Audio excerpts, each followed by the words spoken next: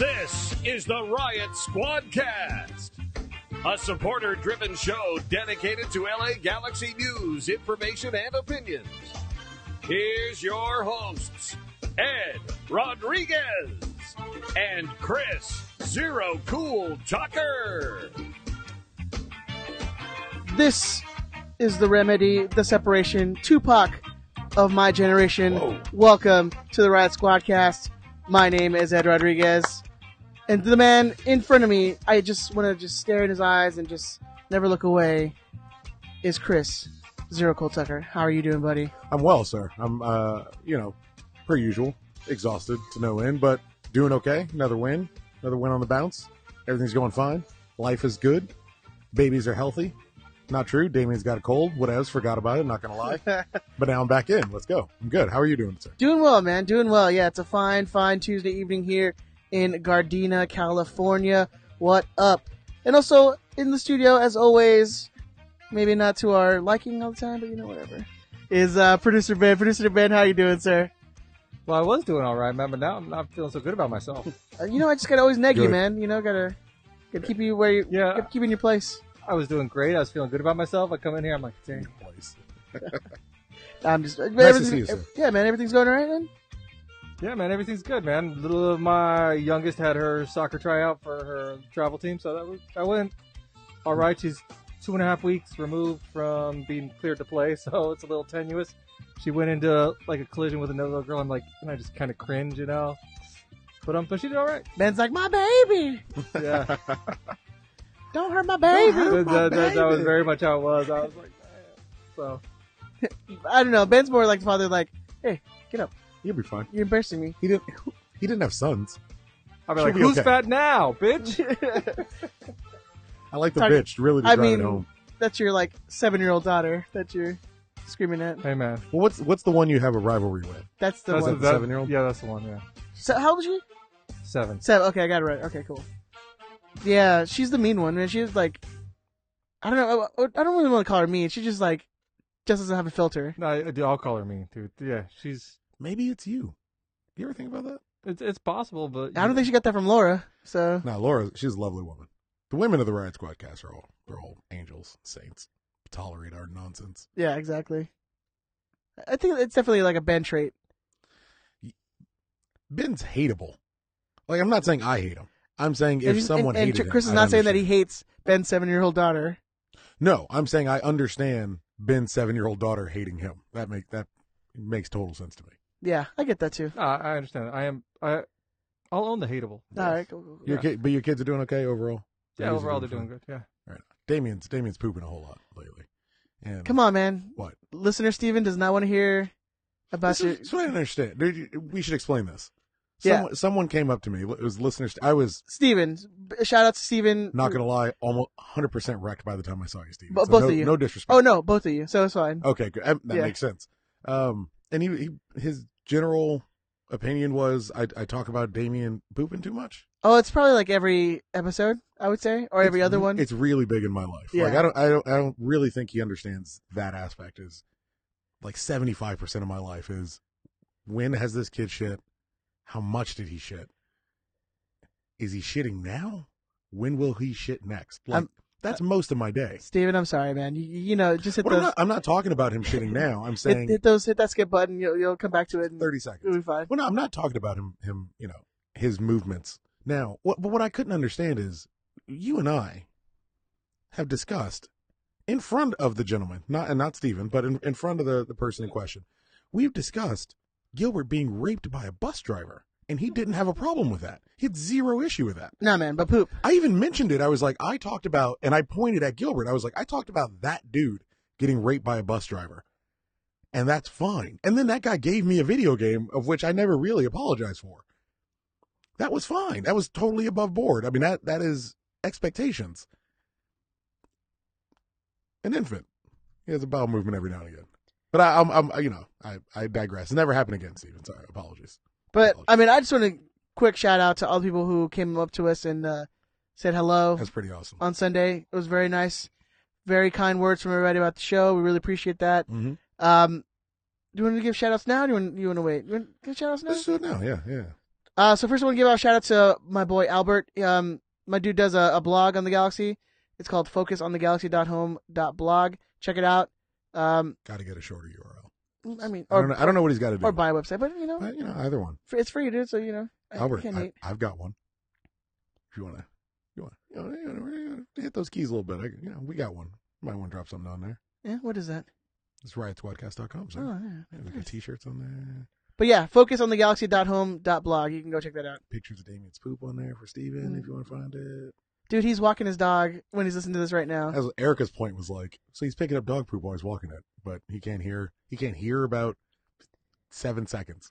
But we as a society we've said that it's okay that we pick up another species poop in a plastic container and then hold on to it until you get to a trash can. Mm-hmm. If you're a decent human being, by the way. Yeah, let's be honest. If you're decent, if you're not one of those people who are like, my dog shat in your yard, yeah, it's gonna stay there. If you live in Granada Hills and it was 1999 and you walked out on your lawn and there was dog shit, it's probably my dog. I'm not gonna lie. I ruined lawns. I hate you. I ruined lawns left, right, and center in the valley. I hate and here's the thing I've learned as a delivery driver for many of years. Doesn't matter how rich a neighborhood you have, how poor a neighborhood you had, people are assholes and just won't pick up their dog shit. I mean, why would they? That's somebody else's responsibility. Dude, I'll shout him down, man. If I see those old guy, 70s. Ben's carrying fucking shouting this dude down. Well, dude, he little dog took a shit on my front. Yeah. Not the actual grass, but between the street and the sidewalk. That part of the grass. And I'm like, hey, that's the one where you're not touching. You're just or if Yeah. your dog's got the runs, and you're like, hey man, what do you want me to do? Can you imagine Ben came out and was like, hey bitch, pick up your dog shit. Yeah, I was Getting like, all yeah, hood. dude, I shot him down, dude. Awesome. I'm like, in yeah. Gardena, you might get fucking shot. Exactly. Pick up your dog shit, you get shot in Gardena. Yeah. So hey, just so you know, Steven, the last 4 minutes, 100% dedicated to you. If ever you felt like I forgot about you, 100% goes out to what I'm reading as Steven the Drunk Korean, which is a great nickname. But goes to you, brother. Yeah, shout out to Steven. He's 4 cool minutes dude. strong, bro. Shout out to Albert. He was a cool dude. Shout out to Carlos, Galaxy World Order. Met him on the weekend. Him and his Nice. lady. Very nice. Very nice to meet a bunch of people. Come say hi to us. We're more than welcome to say hello. Don't be afraid. Help me pronounce his last name because I don't do well with the names. Then Fernando Aguirre, Agu Aguirre. Aguirre. See, Yeah. I can't. That's the part I can't do. I can't do the Aguirre. Aguirre. But thank you. He gave Like me Aguero, but Yeah. with just an E. Aguirre. Fernando Aguero. Thank you very much for for donating tickets. He allowed me and my missus to go. Super last minute. Hooked us up with 2 tickets to the home game and a parking pass, which was beautiful. We left the kids at home, let them deal with Damien, and we just came to the game and had a good old time. So thank you very much. Super, super, super appreciate it. And then also want to shout out Shane, who is a Patreon supporter of ours. Met him in 137. You too can become a patron of ours at patreon.com/RiotSquadcast. Yeah, super cool dude. Met him in 137 in the second half. Mm-hmm. And apparently he forgot the conversation of us, because he's a supporter where we had a top level of $20 where you can pick a viewing party and we'll host it. We'll do a podcast from there. Yeah. And he completely forgot the conversation we had. Because the next day he's like, I got a sticker from you. Don't remember the conversation. So on Twitter I had it written down. Was it? Yeah, I saw that. And then I wrote it down. That's good. And then he actually hooked it up with the Minnesota tickets at the last game. So cool What a dude. good human being. Yeah. And also, lastly, I don't know. I shouldn't say lastly. I don't know if you have more, sir. But and again, help me attempt to pronounce his name. Retros E. Rareza. Oh yeah. Hold on. I have to roll the R's, right? Yeah, hold on. I gotta look it up so I can actually pronounce it correctly. Okay. Yeah, retros, retros y rarezas, rares. God, Yeah. the guy's fucking Rarezas. magic right there. Rarezas. absolute money. But I finally got to see one. They do the replica Galaxy reprint. The Galaxy reprints, jerseys. yeah. And so You've been seeing those around. It's like the 96s, you've the noticed old school jerseys. if you've noticed a considerable bump in retro jerseys around the stadium, this is probably why. Yeah. But I finally got to see when I was a little apprehensive and wasn't sure if it was something I wanted to order. It's it's a collector's item. It's more, hey, I want this design and I'd like to kind of chalk it off the board. Something you put in the closet and you wear every now and again. If you're not looking to spend $400 on a retro '98 jersey, this could be a good alternative. So I finally got to see when there's no patches or anything like that, no stitching. It's all just screen printed. But it's a great alternative if you're looking to save a little bit of coin and then still get some of these retro colors in your locker. So definitely something you want to check out. I was just happy to finally get to see one in my hands. Want to order it? 100% going to order one. But if you're ordering expecting patches for a '96 for $15, calm down. It's not really his fault. Oh, and then I also got to meet Rodrigo Rodriguez. Oh yeah, I met him at the game. Beautiful man. Cool dude. And then I also want to give a shout out to on Twitter Jay Ramos, Chabarin777 hooked it up with a parking pass. So thank you so much, sir. The people, because that's $20. It's a lot of money. The people are amazing. Yes, thank you guys. Thank you guys so much. Yeah, man. I mean, it's just I just feel love, and I think our good boy, our good friend, brother of the show, Matt the Samoan, pointed this out that like this whole like podcast community, Twitter community, and like the Squadcast community, like actually putting faces to Twitter handles has been really nice. I don't want to. He's right though, and I don't want to like. How's it though? It is, man. It's been fun. Just because everybody, have you seen some of those faces? Just because everybody hates you. You see my face, dude? Like that's true. Beautiful. Yeah. Don't put yourself down like that. You're a good man. And I don't want to take credit. I don't think we're in a position where we should take credit, but I like to think we played something of a role in it. There does appear to be this nice community of everyone working together and everyone being on the same page. And I think just understanding each other, even both supporters groups, understanding each other a lot better and being open to ideas with everyone's. God, when we're winning games, it's nice. It's fucking beautiful. It's a lot more fun when we're winning games. Easy when you're winning games. So it's I agree with Matt 100%. It's the atmosphere and the camaraderie has been amazing lately. Yeah, man. I've just loved like this whole like explosion of Galaxy people coming out and like making pins, shirts, stickers. Like I think it's been pretty awesome. That's like this whole new community of people like who have come out and made shirts like ours on RiotSquadcast.com. Boom. Your shirt you can put. It's posted up there, $25, free shipping. Go buy one. But you got, like I said, Carlos who came out with the Galaxy World Order shirt. Yeah, Moving Silence who made some new pins. It's Silence. Is it Silence? Their Instagram says Silencio. I was trying to, I mean, it's good. Ethnic. I was trying to be ethnic, Ed. Yeah. Air quotes and all. But I mean, I just love this whole like explosion of Galaxy art and production of shirts and pins and stuff. It's been pretty cool, man. And especially at a time when I can't spend any money because we're saving money. I'm like, it's beautiful. I'm like, damn it. I told Denise, I'm like, I'm going to just buy it and then ask for forgiveness later. It's really how you have to operate. Honestly, that's how I built the studio. Yeah, that's how you got to operate. It's kind of just what you do. That's at how you some do point, it. you just stop. You stop with the fights, and you're like, "Look, woman, I want to buy something. I'm a grown goddamn man. I will take money out of my secret account you don't know about. I will order it to Ben's house, and I will pick it up on Tuesday. I'll use a pseudonym. I don't want you asking any questions. Who's this Fruffer? Fruffer. I don't know, man. Sounds fan. No, you just order it through Me Talk, and then you say, "Oh yeah, Ben gave me this." We were at the studio, and Ben. Yeah. At this point, Erica would just be like, "Well, that makes sense." Since every time you come home, you have some fucking new garbage. Yeah, just like a listener gave it to us. Yeah, it's easy. Exactly. All right, let's move on. Ben, you want to play that jingle for us, sir? Mars News. This is Mars News.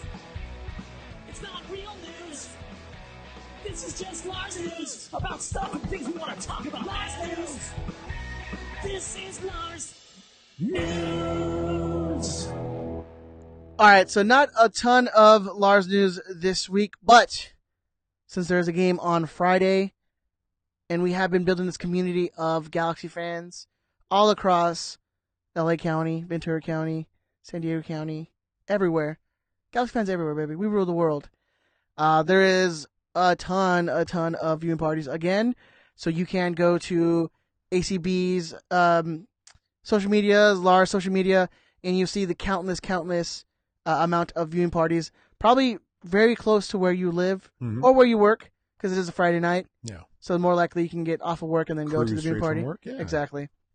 So make sure you go to the social medias of both Lars and ACB. You can check it out.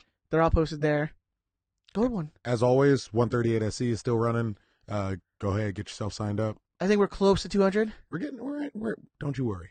We're inching there. We'll get there. I've been thinking of some ideas, right? So, because we're probably not going to have the new Cosmos probably not going to be down to punch me in the balls. I've been thinking like some charity stuff we can do. Okay. Like, I think, your missus even mentioned like a dunk tank. Yeah. Where people do like $1 a pop, you throw a ball, and we donate money to some Just charity. something, yeah. Or I was thinking like, if you've ever been to the Galaxy Games and there's like the concourse where they have like the kid games and stuff like that, and they have the game where it's like you kick the ball into the hole. Mm-hmm. So I stand in front of one of those things and people just kick the ball, like try to hit me in the nuts. If we were still using The main ball, thing here. yeah, The main thing the is testicle torture. yes. Yeah, I mean, as long as we get to we're in a spot where your ability to reproduce is in some level of danger. I think that's really what we've all signed up for, and people have signed up on the basis of watching your scrotes get smashed. So if that doesn't happen, I mean, we might be subject to countless lawsuits and litigation. We really can't have that. yeah. So I mean, that's just false advertisement. We'll figure it out. We'll make it work. Yeah. So I mean, I'm trying to think of something where we can integrate like, the charitable aspect of it, and where people pay $1 or a couple bucks and kick a ball at me, and we donate to some charity that we. Because it's all about the charity. Yeah. We do it for the Yeah. children, to do it for the babies. Exactly. You did miss one shout out, and I was thinking about this. Maybe you could have Hot Dog Girl. Hot Hit dog you in the girl. balls. Is she legal? She's 18. I honestly don't know. Well, let's find out if she's 18. If she's 18, how about this? She dresses in the hot dog outfit. Both of you get in the capo stand. And she just, like, right before we tell her something really, really offensive. And it's like, Ed said, I don't know. Ed said they should take away the right to vote from women. See, this thing is me and Hot Dog Girl are like BFFs now. Okay. So have you seen the picture on Instagram and Twitter? I did. You guys you seemed like buddies. I We're- was a little jealous. We're BFFs now. I actively searched. Like, I told my wife, I was like, babe, I gotta go take a picture with Hot Dog Girl, because if I don't, then this would have been all for nothing. Okay. Well, maybe she'll do it for the good of she knows how much it means to you. So maybe she'll do it. She'll be able to pull through for all of us. I was legit like really happy, like more than I should have. I'll be honest, I felt the same way. When I saw, I was like, oh, and I was trashed. And so I just look up and there she is. I too was a little drunk this Sunday. And it was like, oh, Madame Serrano coming through again. Ed says women are overpaid. And then let her fucking crush her balls. Why am I all of a sudden like some misogynist now? We're fighting the patriarchy together. We're all in this together, destroying the patriarchy of America. It's all about women with a Y. I don't even know what that means. I don't know either. Is that a thing? I don't know. Here's the thing. I don't know what the fuck that means, and that still might legitimately be something, because I have no idea what any of this shit means anymore. Just be nice to everyone. Be nice to everyone, you'll be fine. I'm getting ready to be mean to somebody, but be nice to everyone, and everything will be fine. But now it's women with Ys and that such and such and this such and such, and I'm not trying to get in trouble myself, so I'm gonna act like I don't know what it is. Did you ever read the comic book Why the Last Man? No, you've always told me that. So good. Yeah. I just never got. Check that out, man. I'm It's good reading stuff. Mr. Miracle right now. The new Mr. Miracle run. It's supposed to be really, really good. I'm through the first issue, and so far I've heard as a new father, like, it's something I should get into.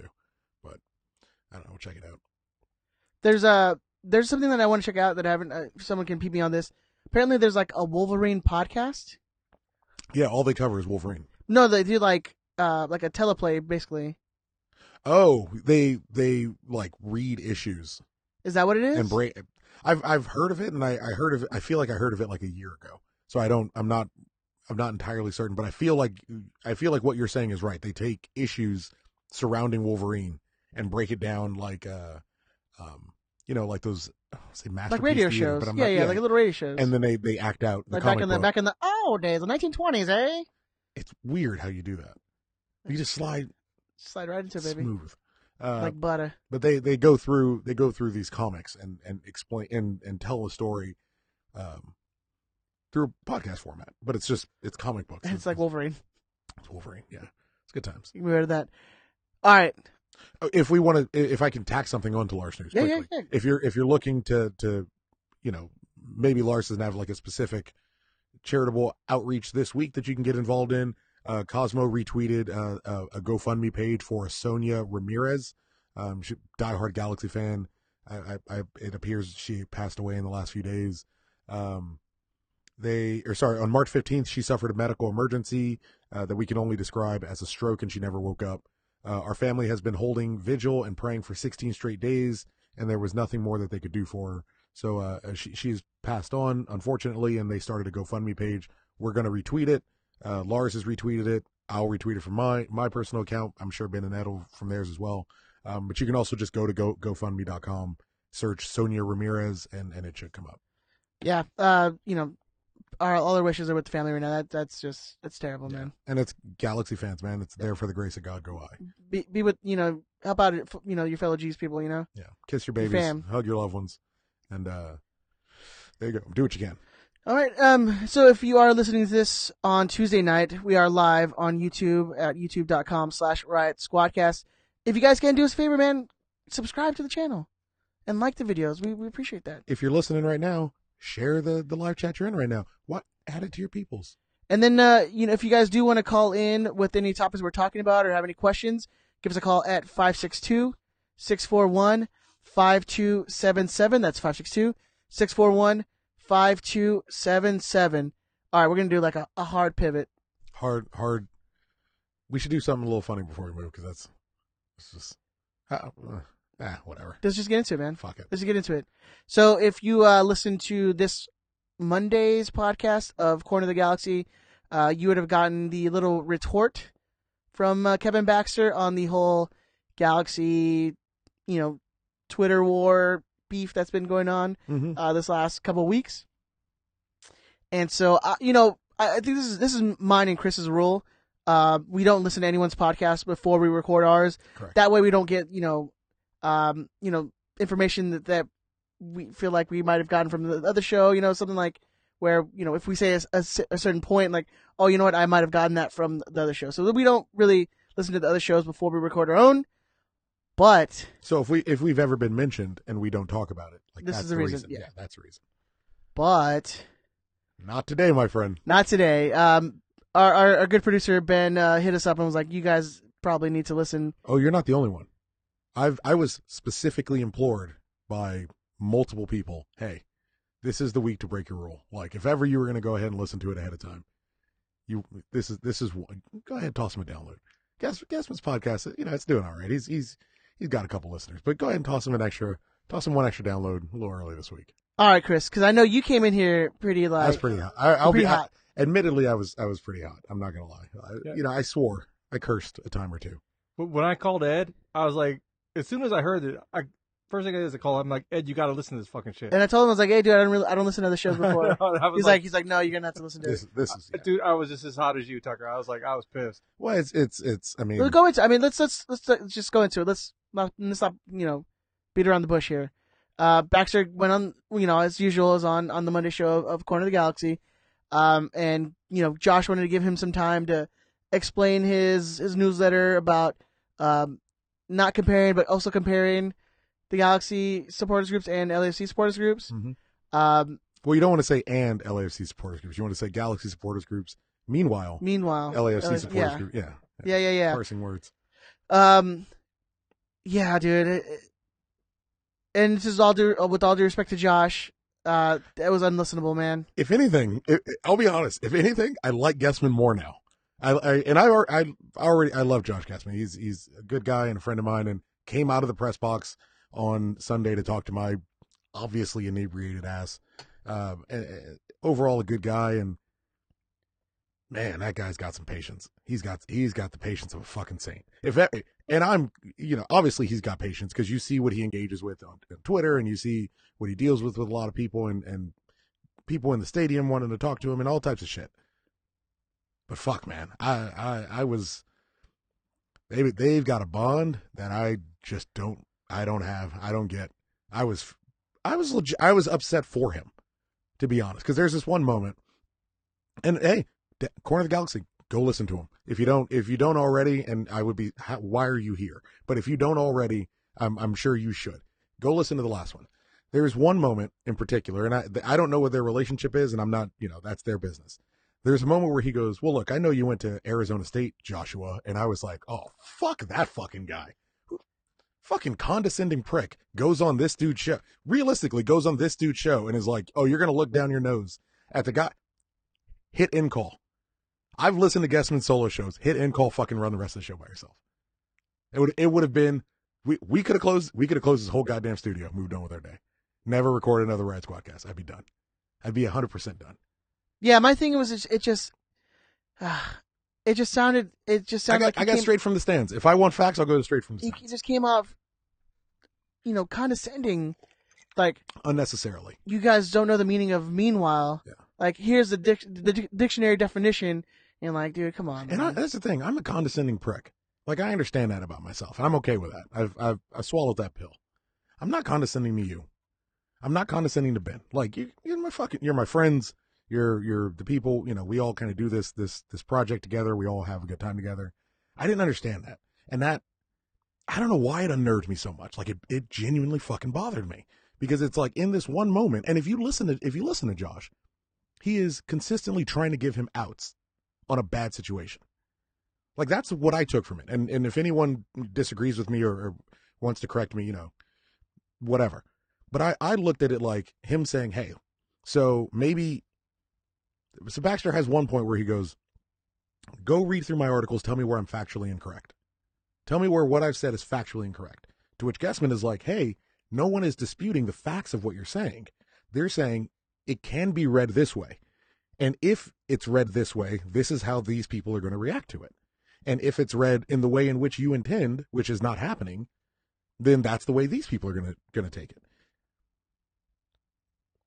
My question, as someone who's not a reporter, is not a writer, if you're going to write about something as a writer or reporter, and a significant chunk of people are misrepresenting what you say or misunderstanding what you're trying to say, not reading it the way in which you intend, how great of a writer are you? Like, why is everyone getting mad?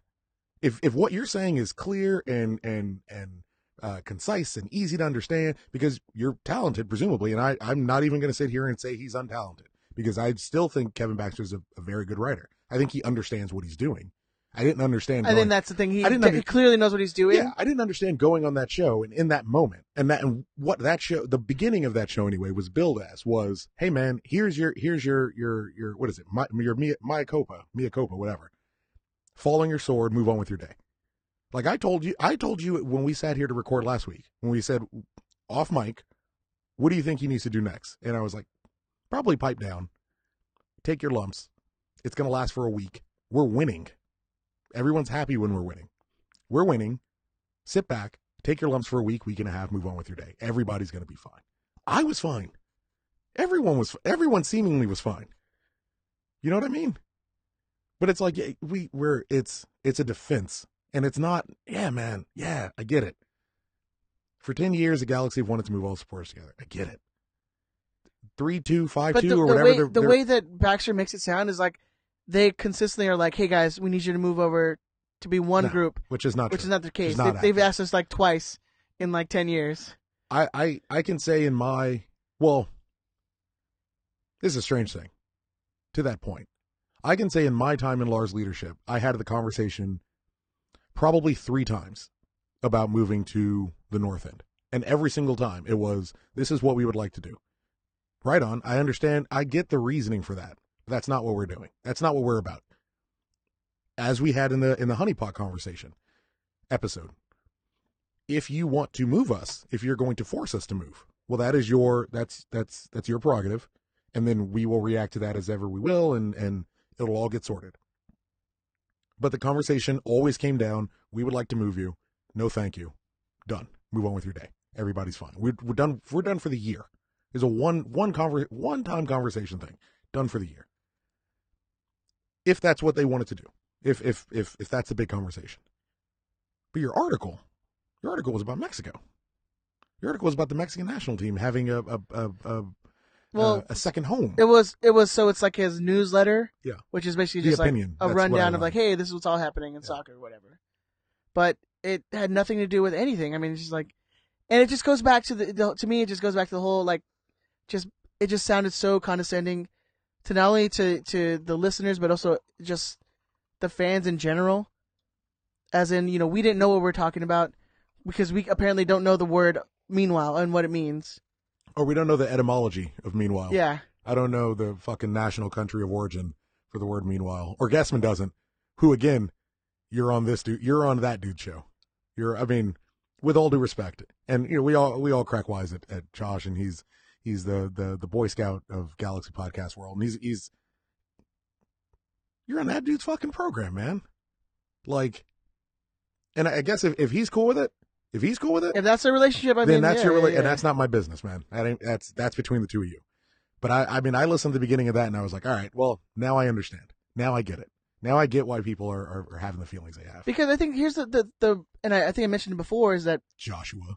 It's not the point that they bring up LAFC if they're talking about attacking soccer or whoever, whatever. It's the fact that it was happening every week. Every time you opened it, man. It was literally, I mean, it was the first 5-10 minutes, and it was always something. Yeah, I really appreciate on it. A Galaxy-centric podcast. Yes, you could talk about MLS, but you're a Galaxy-centric podcast. You know your audience, right? You're not going to want to hear about LAFC every week. I understand, and I really appreciated going back through their database and looking up how many times you wrote an article about the Galaxy or an article about LA. That wasn't the point, man. That wasn't what literally anybody, 0 people brought that shit up. The issue was that you can't mention that. Seemingly, you can't mention them without mentioning us, or you can't mention us without mentioning them.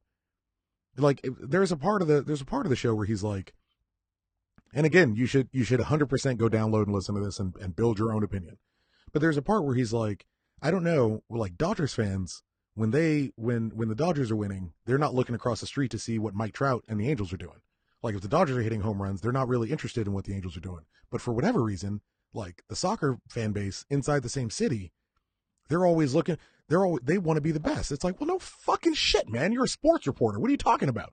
What do you mean? You're telling me you've never, I don't know what else he's written about besides the Galaxy, but you're telling me you've never talked to a Clippers fan that was like, hey, meet my friend Andrew Alisana and ask that dude about any fucking season the Clippers did well. And the first and almost only thing he ever had to talk about was where the Lakers were. Why?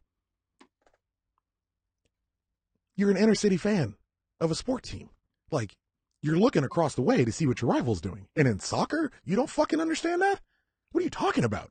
Every year I would get asked, if the Galaxy don't win MLS Cup, who would you like to see win? And it's like, well, anybody besides San Jose, fucking DC United, Seattle. Done. Easy. My next default after that, whoever has the least amount of MLS Cups. Whoever keeps the furthest away from us. That's who I'm at. Who's first year? Cincinnati this year? I hope the kids go all the way if we don't make it. Good on them. Fernando Adi. Outside of your drunk driving charge, you're fucking... OVI, apologies. Yeah. Outside of your OVI, like, you're world-class drunk. Doesn't that sound like... venereal disease, yeah. 100%. And I would also imagine he's got an OVI.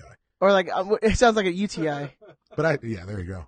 I can't understand the part where you're like, hey, I can't believe rival soccer fans are interested in what their rivals are doing and how well they're performing. Like, I don't understand that. One. Number two, he inquired to both supporters groups about, what was it? The El Tráfico fights, and both sides said, I don't talk to the media. We don't speak to journos. Yeah. Fucking journos. Well, I can tell I talked to the Lars president today, and he said, you never reached out to him. And the Lars president at the time. And the Lars president at the time, which is Oso, who's straight up said, just like, he never talked to me. I would imagine he could get a hold of you if he needed to. He has my cell phone number, and I can show you my texts and my phone calls with him, and I assure you, I never heard word fucking one about it. So, maybe ask the wrong people. I don't know who he asked. Maybe he asked Gilbert, and Gilbert was like, we don't talk to fucking journalists. I watch Green Street. Or maybe he got on like our Snapchat, because we don't check the Snapchat anymore. The Lars one? Yeah. Oh, that would be fucking Kevin Baxter sliding into your DMs. Sliding into DMs, yeah. Oh, I love it. So I don't know, man. I don't know what the deal is, and I don't know what the problem. And this isn't some like go after Baxter. He alluded to it and joked about getting physical threats. I hope that's not the case. Yeah. If anyone's threatening this guy over his what I believe to be an incorrect and biased opinion on the state of soccer in Southern California. Honestly, I don't even think it's biased shit. I think it's just him trolling now. I honestly think it's just him. I think he's likes to troll. After that episode. And like any troll, when you call him out there, like, no, but this is what you're coming after me, but here's the facts. Here's what I talked about. He dug in. Yeah. He 100% dug in. It's 100% troll job. And it's a classic troll job. And if that's that's your Bring up the picture that George drew of him as a troll. Yes, perfect. If that's the way he's getting down, then that's the way he's getting down. And look, maybe we all just we don't understand it. Maybe we're reading it all wrong and we're looking for issues. I don't know. If a lot of people are not understanding what you're writing, and you're a writer, maybe it's not us. That's it. And I'm sure, whatever school you went to, it's got to be better than Arizona State. So I'm sure you're a well-learned man, Josh, and it'll all get figured out. Well, Josh? Arizona State Josh? was always like the Florida of colleges where they always got made fun of. It's the Florida of everywhere. Them that's not or Florida. what's the like the online colleges like Phoenix University or whatever the hell. Which- University of Phoenix. Yeah. Yeah, online. Those are always like the butts of the jokes. Yeah. If Guessman went there, then I would understand him explaining meanwhile to him. Then I'd be like, all right, it's not a real degree. I understand. My brother went to ITT Tech back in the day. I believe it. So I'm not trying to start no shit. I'm not trying to. I definitely don't want like a phone call or a text message or anything. But 2 Lars presidents were more than willing to talk to you about fights at LAFC away. I'm assuming a third one would have been willing to. Ed, I don't want to speak for you, but you host a podcast and talked about it, so I would imagine you'd be open to it. Ben, I imagine you'd be willing to talk about it. I'm sure there's a bunch of Lars people who would be willing to talk about it. I'm interested to know who the I don't talk to journos people are. I would really like to know who they are. So, I don't know. Yeah, I It's feel like disappointing, if like a Lars person did say that, I think it might have been like in jest. Like if it was sent to like our Facebook page or something like that. Yeah, I mean, who doesn't? Like, which person? In I don't know a person in Lars who's like, I won't talk to you. Especially back then. Like, Baxter was notable and popular, and everyone was into the guy back then. So I hope he figures his shit out, because I miss reading his good stuff. I miss reading when he could just talk about the Galaxy. And I genuinely wish he wasn't so fucking pissed off at the people who run this organization. So he could go back to just writing reports about us and just writing reports about the them. Galaxy hurt him so bad, dude. Or he's hurt so bad. Or keep comparing us. Keep comparing us and just eat this, because that's fine. I'm also okay with that. If you want to just keep comparing, if you want to do the troll job, that's fine. Just get used to people fucking just lie in the bed going you after make. you. Yeah, just be lie in the bed you make. Yeah. Yeah, own it. That was my whole That's thing. it. Just own it. He didn't own it. He passed it off. That's it. You know? Oh, you don't know what I intended. The facts are right there. That's it's why it's like, fuck you. You know exactly what you intended when you said that. Own the shit. That's why I started this conversation with, I am a condescending dickhead. I fully understand that. I get that. When I know I'm right, I'm an absolute condescending fuck. Own that shit. Own that shit and live with it. And then just be okay with living inside that world, and whatever that means for you, whatever that conversation is, just be cool with it. That's all I want. That's what I want going forward. I want everybody to get along. All right, let's talk about something more fun. Let's talk about the Galaxy win this past Sunday against Portland. I was there. Taking a dig at Toronto. That was nice. Oh yeah, okay. Let's not buzz over that. Let's not. Yeah, Guessman throwing shade. Josh, Brilliant. Yeah. Well, it made it all worth it. Long overdue. Yeah. But yeah, let's talk about Sunday's game against Portland. 2-1 win. What do you want to talk about? First of all, I want to let everyone know you guys can call in if you guys want to talk about anything. If you want to have like your opinions or if you have any questions, call us at 562-641-5277. That's 562-641-5277. Let us know what you thought of the game. Let's go with some ups and downs. Yeah, I'm down with that. all right. I'll go with my first You one. can go first. Yeah. I'll go with, you know what? Let's start negative and then we'll build it up, right? Okay. I want to talk about these defensive lapses, like these Okay. mental lapses that we have. We're not always going to get lucky with 2 PK calls. So when a team, literally walks the goal in, Yeah, that was pretty embarrassing. Pretty embarrassing goal to concede. like it's going to come back to bite us. Yeah. Shelvik is late to kind of wreck it. Shelvik just I shouldn't say he's late. He just loses his runner entirely. Polenta is late to track that runner, and then it just allows this like very 2014 tiki-taka goal where it's like bing, bing, bing, bing, in. Nothing you can do. I don't know how to pronounce the kid's name. Ibobase? Ibobase. There you are. I always send that. Ibobase. I always send that dude on my FIFA teams. Ibobase. To finish it, and He's American, but okay, whatever. Whatever. What did I pronounce that kind of questionable? I mean, it's like Of course it was a little Congo. Of course. Oh no. Of course he's American, Ed. You know, I'm paying respects to his dialect and his culture, his people, presumably. Yeah. I get Watch you. it. Him Anyways, gonna be from like Iowa. I think he's from Portland. Is he really? I think it was homegrown. That makes sense. Yeah. Fucking weird ass place. Yeah, it's good goal. Good goal for them. You can't. I like a game where if we're gonna give up a goal, I still don't blame the goalkeeper. Wasn't a ton I would expect him to do. Still, it's your point. What am I apologize. No, man, talk, dude. He's born in Paris, France, by the way. Oh. But nationality is American. You're correct there. He's played for America. Really? He's got games for America? You fucked up. You're right. This year, actually. Oh, God. Yeah, I like it when we're not going to blame Bingham for it. It's concerning that it's still Polenta another week, Skjelvik. But if I can wrap that into my up. Yeah, man, by all means. Still, those two guys, their best game. Polenta's best game, fucking by far. Not even close. Yeah.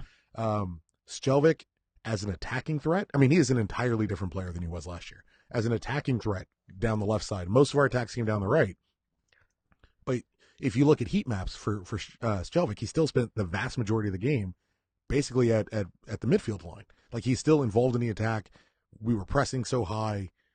Both of the outside backs getting involved, getting engaged, fucking mixing it up. Like, defensively, maybe you hang back a little bit more. But Portland offered so little so often. It was nice to see him get up and get involved. Oh, yeah. There was one clear game plan. For Portland? For us. For us, yeah. This in 90 minutes, it was go down the wings, cross it into Zlatan. And particularly the right. But when Skjelvik, when he had the opportunity, like, he was, I'm gonna go get involved. I love it. I'm getting in. Maybe tracking back a little bit faster. Maybe paying attention a little bit tired. Still Skjelvik-y mistakes, but what he is contributing now is helping dramatically compared to what he was doing last year. This is his spot, and you see how someone like him keeps Romney out of the starting lineup. Again, who would have thought a man who played left back and left wing for the majority of his career would be better as a left back instead of a center back? Hey, man. Well, under the Klein years, you move people around. You know, it worked for Bruce Arena. He played Giassi as a right back. Why not? Anyone over literally, any player. Literally, you just try to anybody at right back. What did you think, Ben? You have an up and down. What you got for us? My down is the fact I only got to see the second half because I was supposed to. You're supposed to come to the game, dude. I was supposed to come to the game, so it checks out. I thought everything lined up perfectly. You know, we were going to go celebrate the in-law's birthday beforehand, and then everything got moved back like 2 hours. I'm like, great. How am I supposed to say, oh, you go to the Galaxy game instead of going celebrating my in-law's birthday? Yeah. This is a dude who's like, I'll text her right now, I want a pie. She's going to be like, it got me. He can't be like, yo, I got cut out. Cheese up. Yeah, no. The pie is easier than going to the Galaxy game, huh? What in-law? What level? It was her dad. Okay. And how old's your old man? He's 77, but he's not in good health. He's this could be the last birthday. Yeah, you got it. So it's like, Jesus. It's a proclamation to make. well, he's been sick. He's had a brain tumor for years. So, oh yeah, I think we talked about this before. Yeah, so it's like, man, like everything was gonna be so perfect, and then you know, but I did get to see the last half of the game, so that was kind of good. Proclamation's etymology, by the way, is late Middle English. Just in case you were wondering. That's the country of origin. Yeah, well, that's Hey, for everyone who went to Arizona State, there you go. It's from the Latin root word. Let's talk a little Alessandrini. Proclamare. You had a lot of people online. Proclamato. Oh boy, bro, I'm falling down a hole about proclamation. You had a lot of people. I'm not gonna lie. You had a lot of people throwing shade at Alessandrini after this game. I don't get it. Inform me, teach me, help me. I think what I saw a lot of it is he worth the DP spot, and this comes up quite often with Alessandrini, who, to be fair, is gone with injury about 1/3 of each season that he's been here so far. I mean the dude produces though. I mean let's not get it wrong. He produces assists, produces goals. he just got back from an injury. Like, he's not going to be. I wasn't even expecting him to start this game. I was surprised he started. I'm shocked he's surprised. Or I'm shocked he's surprised. I'm shocked he started. Yeah. I'm not shocked that Zlatan started. I'm not surprised that he started. I'm not surprised that Leggett and Jonathan started. But I am surprised that Al-Srini started. Wasn't entirely thrilled with Zlatan going 90 minutes. Yeah. When it wasn't really necessary. And I understand he was going for the hat trick, but I didn't enjoy him going the full 90. But let's talk Al-Srini. So people are just throwing some shade at the dude, saying he's not worth the DP tag. That if we can, let's buy him down so we can bring someone in. Well, so if someone has that opinion, and I'm sure they do, please, if you're listening live, call in now and explain it to me, because I didn't understand. The vast majority of our attack went down the right. And I get the 2.2, 2.5, whatever it is, salary valuation. And we talked about that last week. Your DPs should be making like $4, $5, $6 million if you can afford it. If you're a Galaxy kind of team and can have the cash, they should be making a considerable amount over. God, loud typing motherfucker. Should be making a considerable amount over that max budget spot, in my opinion. Alessandrini, he had a couple moments where he gave the ball away on some like stupid, not even just dumb, but like cocky. You know what I mean? Like cocky moments. Like last year, everything was working out. So last year, I could take this guy on and I would have got past him. And this year, it doesn't work. Well, I think it was a problem with both Antuna and Al-Srini in this game where, they would do the 1-on-1 and try to do some step over, try to, fake the player out and would just lose the ball. Training must be beautiful to watch because those two in particular definitely believe in their abilities. But Antuna was infinitely is not fair, but Antuna was noticeably worse than Alessandrini was. He just doesn't get any of the flack because he's not a designated player. But he consistently now, he's regularly becoming more of an issue than Alessandrini is. He played really well in that number 9 against, what was it, Minnesota? Minnesota, yeah. And he was great, but like regularly he's not really contributing to the level, at least I think a lot of us kind of hoped he would. Yeah, he looks like he's still trying to find his way in the system. He's still figuring it out. Yeah. And Alessandrini, maybe it's the eyes and the hair, and he got rid of the bleach tips, which I really appreciate. Maybe it's all that, but he's fine. I think that's the issue, is that he's fine. And it's hard when you're looking at it. It's easier to cover as a designated player on the Galaxy if you're not performing when you got a $6 million albatross sitting in the middle, or when you have that guy who's abandoned, not showing up, or you have a lower body injury or whatever it is. But when Zlatan has 2 goals, whether from the penalty or otherwise, when Jonathan is, I never thought I'd get a jersey that says Dos Santos on the back, but I fucking love me some Jonathan Dos Santos. It's harder to kind of maintain that. And you see what you're getting out of Jonathan at 2.2, 2.3, 2.4, whatever. So you look at Alessandrini and you go, well, where is that comparable 2.3, 2.4 million with the same level of production that I'm getting out of Jonathan? And it's not there, and maybe not going to be there, but also not necessarily Felcher's best game, but we took no shots coming down the right side. So when they were on pretty good. I mean, I feel like people are judging him on a few individual moments. Does that make sense? And it's rustiness, man. I mean, he's been out for what? He's played 97 minutes this whole season. He's not going to be back to what he was in 2017 where he was literally had the team on his back. Like, it's going to be a little bit. Yeah, but I like Tucker's point that he is a DP though. I mean, he may have only played 90 minutes, but he's still got to perform like a DP. Yeah. So. The expectation is, if you're a DP level, you need to be consistently performing, consistently bringing it home. That's what the added incentive of that tag is. For him specifically to go deeper than the game and deeper than the individual moments. For him, you had a guy in the offseason specifically was stumping for the DP spot. I feel I deserve to be a designated player on this team. You got to play more than 94 minutes. You can't go down hurt every other week, not getting touched and going down hurt. Well, you can, but in those 94 minutes, you better be fucking outstanding and producing. You better be producing. And he's averaging in his 2 games this season, He's averaging 6.46 rating. Like, not horrible, but just not a designated player. No. But this is, and again, I might be biased, but this is how I chose to look at it. If he's going to have a stinker,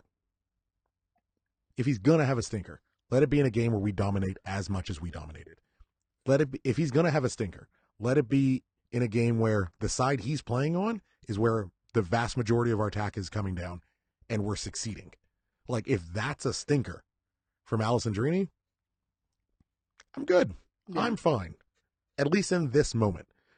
When we get to Vancouver's, we get to Philly, when we get to Seattle's, if he's having bad games, if we're playing Atlanta and he's having bad games, in what these teams that it's like, hey, if everyone doesn't show up, you might get torn to pieces. If that's when he's not showing up, then I'm legitimately concerned. This is a game where I could say, hey, coming back from an injury, for an injury you've had some persistent issues with, there's a couple people who were worse than him, so I can live with that. So Fredo in the live chat is saying it's okay to expect more from Alessandrini, which absolutely true. I agree. He is, like you said, he has that DP tag. Mm-hmm. He needs to be better than what he's doing.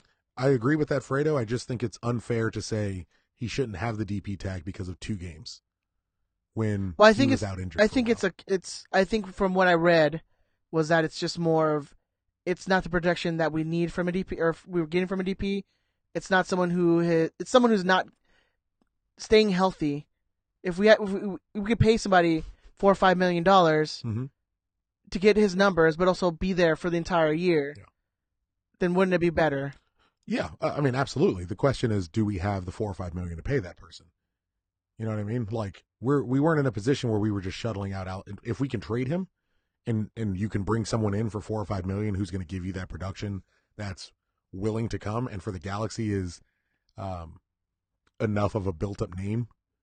I mean, I wouldn't be surprised to see Alessandrini go maybe next year, while GBS has an opportunity to kind of build his team out, get another designated player in, work within the confines he's in. I think GBS loves Jonathan, and Zlatan is a necessary evil regardless of what you feel about him. You know, and it's not to say he's evil, but he's that guy where Schelotto takes that job understanding I need to figure out a way to make this guy work. Yeah. More so than anyone, I got to figure out, how do I make this guy happen on the field? Alessandrini isn't necessarily that guy. And Jonathan, maybe save for Zlatan, Jonathan's the best player on the team by a country mile. So you look at the third out designated player, and it's like, well, do we have anyone right now that could replace him? No. Can you find someone? Maybe, but it's not going to happen right now. Like right now, you know, we kind of got to make it work. So if there's gonna be a bad week, this is it. Anything else? Any ups and downs from me? Anything else? Little dodgy at the end of the games again. Yeah, but I want Corona like in my mouth. That midfield, ugh. So I want so much of his body in my mouth. Which I'm kind of sad because it means we're probably not going to see much of Juninho at all. And I think fine. I know, but it's a nostalgia thing. It's not like we got Open Cups. They entirely forgot Perry Kitchen is even on the team. Yeah. So you know if anyone GBS was like, no, everyone's 100% back. We're good. And then they're like, what about Kevin? And they're like, oh yeah, he's still out there. Oh shit, that motherfucker. Yeah. Yeah, he's hurt, man. Don't worry about him. Kevin Kitchen's still, he's about a couple weeks out. So. Hey man, we're Gold Cup's gonna come around. You know, Gold Cup qualifiers gonna come around. You're gonna lose Leggett. You're gonna lose Jonathan. That's where your Carrascos are coming in. That's where your Juninho's coming in. Give them time. I mean, that's your 2 big midfielders right there. At some point, you know, Lord forbid, at some point, someone's going to take a knock in a game. And you know, from your lips to God's ear, or my lips to God's ears, let it be precautionary. But Corona's going to take a hit that's not going to feel quite right. And you're going to say, okay, bring Juninho in. Or Leggett, who has his own injury record. Or Jonathan, maybe it's precautionary again. I mean, didn't we take Jonathan out earlier this year on precaution? Maybe against Chicago? You know, you're going to have these moments where you're going to need to kind of rest some guys that can't play every single game. So we'll get our Juninho moments. They'll get there. Yeah, I mean, in this game, you know, people have pointed out too, it's Portland played with a 5-man backline, stuffed the midfielder with players. Like they were trying to get out of that game with a 1-0 win, and you know, this was, to me, it felt like a Bruce Arena win, where it's like you just win ugly, that's fine. Get in, get out, you're good. Yeah, Portland very much watched the Minnesota tape. and they thought that was the Galaxy they were going to get. Well, you look at their heat maps and you look at where, oh God, that's another name there's no way in the world I can pronounce. Morera? I'm going to go with that. And Zarek Valentin did a lot of the same overlapping that we did with Felcher and Skjelvik, kind of the way my beloved and almost not relegated Newcastle United play, where we have a 5-man back line and DeAndre Yedlin and Matt Ritchie just overlapping and trying to get involved. But so effective was Skjelvik, and even, in losing the ball sometimes, and Tuna in keeping those guys pinned back, that they forced the 5-man. It was supposed to be 3 in the middle and then these 2 overlapping. But we played so wide and so high, you forced Portland to just pack it in. Well, because not only do you have Antuna and Alessandrini pushing those wings, then you have Felcher, and then you also have Skjelvik, who are also pushing up. So those 2-man, their wing backs could not move forward. And you have Zlatan just like drawing people to him. Like they literally couldn't guard him with enough people. Literally, that's what the first PK, he barrels into the back of Zlatan. Did you see that? But the little on the second one, when he just slides between the defenders before the keeper takes him out. Oh, beautiful. And then Bellissima. And then dumbass Taylor Twellman. I like purple. Taylor Twellman. I like purple. Is like, oh, he dove. What a dive. And then literally 20 seconds later, oh no, yeah, that was PK. That shit's real fun. Yeah, By the way, Latin, bellus, for beauty, and then Old French. Just if you're wondering, I went to Santa Monica Community College, so You're talking. Calm down. You're talking to a 4-time college dropout. So taking algebra at 32. Sir, so if you're wondering. Oh yeah, vato. We're gonna go to Little Smokey's house. That's in this context. That's just racist. Yeah. That is flat out fucking racist. All right, let's move on to Big Tony's email. But not condescending. No. Prognostication. Everyone and their mom predicted a Galaxy win against the Timbers. Tucker, I was factually correct though. Yeah, that's all that actually matters. Well, yes. no, I'm not really on your side about that, but Allegedly. that doesn't matter. Yeah. So everyone and their mom predicted a Galaxy win against the Timbers. However, only Ben was able to correctly foresee the actual score, with the G's winning 2-1 on 2 PKs by Zlatan, which no one predicted. So Ben was able to grab 2 points, while Chris and myself each grabbing a point for the win. Chris still leads the game with 5 points, followed by Ben with 3, and finally got my first point, boys. Hey. So on the board. It's like when you lost your virginity. Hey, it counts, baby. It all counts, yeah. So that's what I told myself. Ooh, I was going to make a joke I definitely was going to have to apologize for. So I'm catching it in my older years. Listener predictions. Like I said, everyone and their mother. All 37 participants this week predicted a Galaxy win. So at least 1 point for all participants. So you're all on the board now. Congratulations. How fucking terrible is Portland that everyone knew they were going to lose? There was a 38th participant who thought that this would be Portland's first win, but that person didn't fill out anything other than the score line. So they were dropped. So there you go. Fucked up. You weren't going to win anyway. But back to predictions. Only 6 people correctly predicted a 2-1 victory. However, these 6 people didn't feel Zlatan would net both. Where's the faith in our leader, huh? So after 4 games, Walter C. maintains his 2-point lead with 6 points. 10 people are tied in second with 4 points, and 6 are tied with 3 points. Wow. With 4 games gone, 28 remaining, anyone could still win, even if you haven't started playing yet.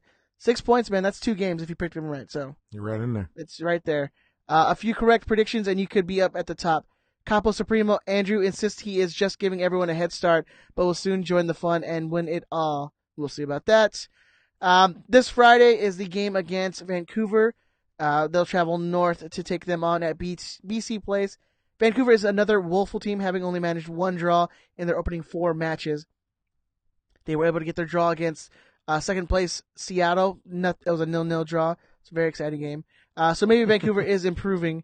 They only have a -3 goal differential and have averaged 1 goal per game.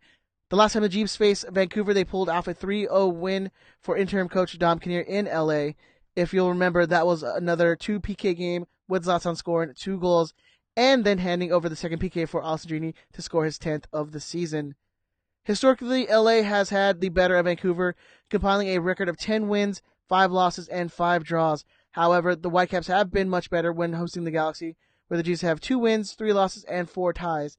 The last time we traveled north, we only managed a 0-0 draw. This hasn't been a particularly heated rivalry, with the Galaxy only earning an average of 1 caution, committing 11 fouls, and suffering 12. Generally, a pretty clean rivalry. In the 20 games that we've played, only 1 Galaxy player was ejected. Any guesses who? Yellow Van Damme. Nigel de Jong was ejected in the 74th minute on July 4th, 2016, for what was termed as a serious foul play. The G still won that game 2-0. I think it was terrible. And Tony wrote that. Big Tony. Didn't compare us to LAFC fans one time. Thank you so much, Big Tony, for your email. Thank you so much for your people who are participating in the prediction game. This week's prediction game is up on the website at riotsquadcast.com. Go enter your information. For the patrons, we are doing the monthly away day jersey giveaway. So if you are a patron of ours at patreon.com/riotsquadcast, you can go sign up. $5, $10 levels are still available. You guys do get a promo code for our merchandise. We do extra content on there for you guys. We have 4 people who tied with 4 points. So what that means is we're going to put your 4 names in a drawing, which we'll do a video, and it'll be on the Patreon. So you know it's all fair and stuff like that. We'll pull your name out of a hat, and then you will win the Away Days jersey, mystery jersey, for this month. It's that easy. It's that easy. It's that easy. It's that easy.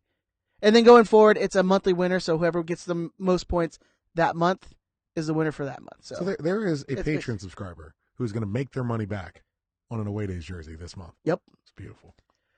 And then you know, if you win the season-long prediction game, Big Tony does have a pretty nice boost prize for you guys. So, you know, go and join prediction games on the RiotSquadcast.com. Go check it out.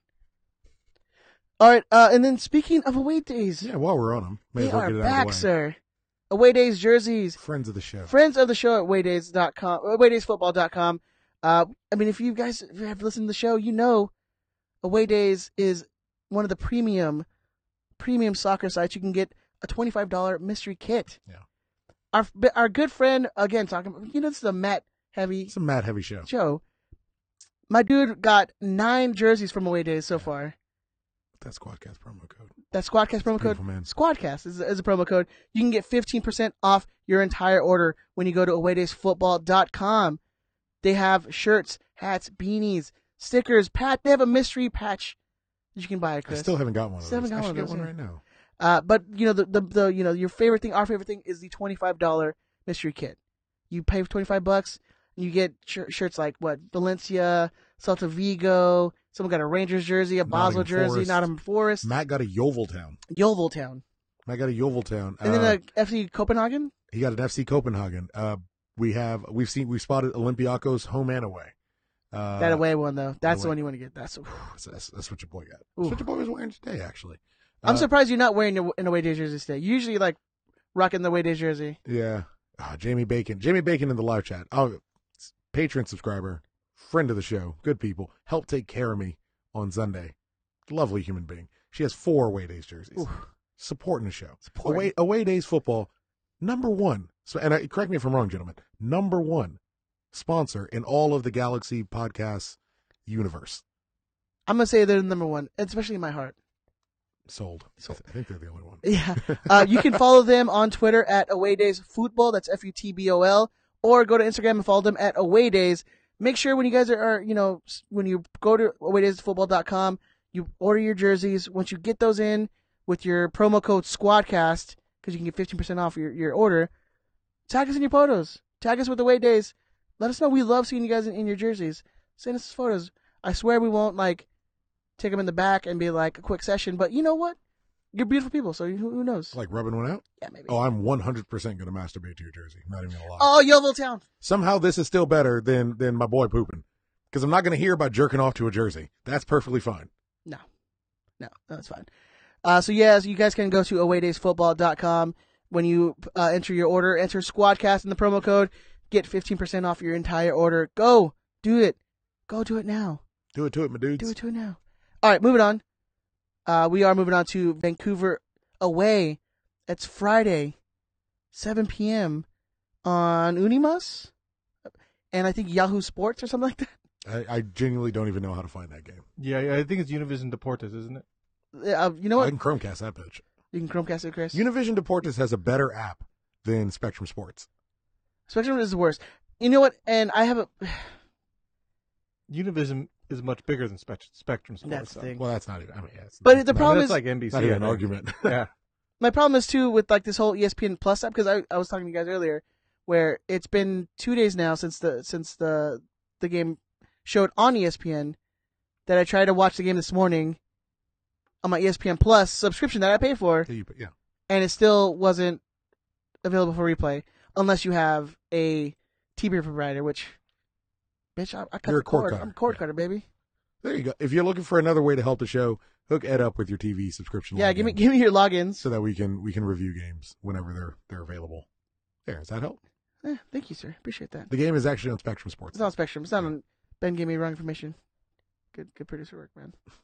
Hey, no problem. You're man. the Hey, best. you come to me for correct info. That's on you. Yeah, that is on me. I'm sorry.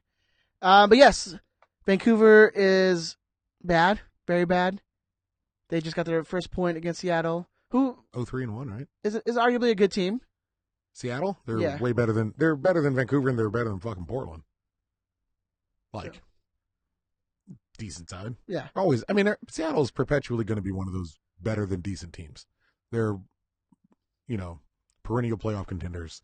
They're someone that you can kind of, maybe not take as a big moment, but you can kind of gauge where you're at based on how you perform against one of those teams. Vancouver, not necessarily. If you lose, it's bad. If you win, awesome. It's like beating up an old person. Upside is, it's like if an old person's fucking with you, I assume you're not going out looking to beat up old people. Unless you're Ben, these old dudes are having their dogs take a shit on their lawn. Don't shit on my lawn, old motherfucker. It's for you, Steven. But it's if we beat Vancouver, great. 3 points in the bag, Western Conference opponent, necessary win. We need to not lose games like these. But given the state of Vancouver, we need to win games like these. Yeah, I feel like this is one of those trap games, though, man. Like, Easily. Could be a draw. they're very. I think what you're looking for is going to be a draw. Feels like a draw. Because let's be honest, you're probably not going to have Zlatan. I would severely wish that they do not have Zlatan playing in that game. I would be, in all honesty, I would be more willing to start Zlatan in a game like this than Alessandrini. Because I feel like you put Alessandrini on that field, he is 100% going to get hurt. Oh yeah, 100%. I don't want either of them playing. Going to get hurt. Nope, neither one. I don't want either of them playing. I will take my draw. I might even be willing to swallow a loss to make sure that both of those guys sit out. Roster wise, schedule wise, it's a little hard to build that out. Seems like a game Efrain should get some minutes. Maybe Zubac gets some minutes coming in for Pontius if you want to either sub Pontius or sub one of the wingers out late. But it's a game where some of these younger kids we've been bringing through should probably get some minutes. I think we need someone to have like a Villarreal game where he just scores like a wonder goal. Could always seem to happen. It 2012. always seemed to happen against Vancouver. Fucking banger. We need someone we need like Antuna to have like a bicycle kick goal and just like for like the game time goal or winner. I'm gonna hard pivot really, really hard right now, but I just need you to roll with me for like 2 minutes. Okay. Erica, my love. Yeah, my I saw boo, she got in the chat real quick. She made a massive mistake and is in the live chat right now. But hi, honey, I love you. Have a good night. Get some sleep. What time is it? 10:40 as a recording. I'm sure Damien is still bothering her. But Ed, what does GGG mean to you? Have you ever heard The of that boxer? phrase? Oh, so you go a separate direction. What about Ben? I know, I 100% know Ben knows. Ben, GGG. Does that mean anything to you? I'm drawing a blank, just a boxer. There's a Dan Savage. You know Dan Savage? Dan Savage. No. Yeah, he's like he writes opinion pieces and shit. But he says that all good partners should be good, giving, and game. I grew up with GGG meaning like weird German porn. And this is just a conversation Erica and I had out of no. Ed and Ben are talking to each other. I'm getting ready to end the statement. No, Like sorry. neither of you are ready. Never mind. Yeah, I was like, I was at the conclusion of my point, and in the moment, you guys were like, let's talk to each other. Oh no, because I'm talking about something on the just Ben because it's like the background is I can see your background on your computer. Triple That's G, what I was gonna say. Robert Rios knows what's up. Triple G. Thank Well, you, sir. I'm it's sorry. disgusting. Do not Google it, but it was like weird German bukkake porn. It was outlandish. So wait, why This was is what you missed when you were talking to fucking Ben about nothing. I'm like Wait, what? I'm like, wait, what did I miss? There's Dan Savage. Now I got him fucking mention this shit again. There's Dan Savage, who's like Wait, but the whole point was bukkake porn? Yeah. this is where we were circling. Like the listeners understand what I'm talking about in bukkake porn now because they listen to the first half. Like Fred Savage, the actor? No, Dan Savage. Okay. Dan Savage. Dan Savage is this like commentator dude. You know, he's gay. He's into stuff. He hits a stick. He gets into it. You know what I mean? He gets into it. So he said any good partner should be good, giving, and game. So like, be fucking down for some shit. At least try it. But be in once or twice, and then if you don't like it, then you move on with your life. But you be in. That's dangerous. I grew up with Triple G, meaning German Goo Girls, which was these chicks that got fucking nutted on. Goo girls. Goo Girls, bro. Google that shit. Right? I'm not doing that. Because it's gonna mess up my. It's gonna mess up. Okay, because I'm like, it's gonna mess up my algorithm. No. I'm gonna get some ads like. Some ads that I don't want Denise to see It's weird. It wouldn't change my searching at all. in the least. At It's the all. exact Yeah. tamer, really. Goo girls. Yeah. And I totally forgot about Triple G, boxer. Denise is going to be like, Ed, why are you getting these German assless chaps, man? Just by saying Goo girls right now, my computer or my phone's gonna pick it up, and I'm gonna have some like weird Instagram ads. Jeff Bezos is like, were we? What? Come again? Alexa says, huh? Gooa? Goo? Gooa? Alrighty. All right, let's talk lineups then. Can we name this episode Triple G? No, please God, no. Boom. Let's talk lineups then, because I don't want Zlatan or Alessandrini to even travel. Yeah. Like, stay home. Just give him a rest. Stay home. I'm okay with that. Let's If it looks like Alessandrini might need a little rest, a little extra training. You know what? If you bring Alessandrini, play him for like 10 minutes. I don't want him entering I Canada. know. That's the thing is, I don't want him getting hurt. Nothing. I really don't want him getting I hurt. don't want him on a long plane flight. Nothing. If you don't want to play him, that's the thing. Are you willing to take a draw? Yeah. Are you willing to? Well, isn't that like the rule of thumb is like draw away and win at home? Yeah. Are you willing to take a respectable loss? No, I mean no. If he's I never want the team to lose. But if he's are you willing to take? Are you willing to accept? And if he's the difference maker, are you willing to potentially risk this dude being out another 3 games? I think we can do what we did against Minnesota to Vancouver. Sorry, Jamie makes an amazing point. If you're not a Patreon subscriber, the German Goo Girls conversation, it's basically what the episodes are like. Yeah. Just if you're yeah. one, thank you, Jamie. You're doing a great job. Sorry, please continue. But I think we can do to Minnesota I think we can do to Vancouver what we did to Minnesota. I think you play Antune up top, you pressure them. They're not a good team. They give up goals. I think we can put some pressure on them, and I think we can do some work up there in Vancouver. You try to steal it. You try to get one. Shut it down. Put your foot on their throat and just go for it, man. I mean, it's early enough in the season where you can sort of afford to like go up there, try something with your guys, without Zlatan, without Alessandrini. You know, it worked against Minnesota. Do you think Minnesota and Vancouver are similarly talented teams? I would say so. I would say Minnesota's probably I would say better. they're better. Yeah, I'd say Minnesota's probably better. Because Vancouver's a dumpster fire. Vancouver has scored 4 goals all season. Zlatan has 3. Like, Zlatan alone has 3. I like the Minnesota idea. Maybe you play Pontius in the middle this time, since they know we could mix it up. But the beauty of the Pontius, Boateng, Antuna setup is if Antuna can run as a false 9 in a 4-3-3, you have 3 players playing and your top 3 that can all, for different reasons, switch out of that middle spot. If you need to play long ball, you have that one goal, and you need to kind of reserve the lead. But Pontius in the middle, fucking launch a ball to him. So I think you put Pontius out on the wing. I still think you need him out there. I definitely think this is a game you put Efren as that starting center mid, the attacking mid. Okay. And then maybe put Leggett out on the left side. Well, where are you putting? Sorry, where are you putting Efren? So your back 5 stays the same. Then you have Corona, Jonah in the middle, and then you have in that 10. Yeah, you have Leggett on the left. I'd put Efra as your attacking mid. You have Pontius as your right wing, and then Antuna up top. Okay. I mean, it's why not? I mean, you're not going to get. Here's the thing: is with Efra now, you're not going to get him too many minutes with that starting central midfielder. Mazzatella, another good friend of the show from Straight from the Stands, brings a good point. Efren just got called up to Mexico's U17s. Oh, well then, never mind. So if we're losing him, I would like a scenario where we're not going to lose Leggett. I would like a scenario where the chat room's not like giving away any information to Ed so that he can not pick Efra to score. I was not going to pick Efra to score, It's so not, suck it. Efra is scoring his first game at home, and that place is going to go fucking nuts. He's going to score a winner against LAFC. Calling it. There you are. I mean, ladies and sirs. I mean, I'll take that all goddamn day. All right, so no Efra. Then do we put Leggett back in the center, second mid, Boateng out left? That's what we're probably going to see. That's probably what you're going to see. It's a perfect game for Boateng. It's a game where if we draw, great. If we lose relatively close, I can live with it. It would suck to give Vancouver their first win and kind of slow this train down. I want to get out of this game healthy. That's my chief priority. It's the thing about playing on plastic, man. It's just you just want everyone to come out fine. Well, that's the thing you got to think about. Like the one of the major things you have to think about with this squad right now is certainly with age players is their health, and we've seen health already become a factor for this team in a big way.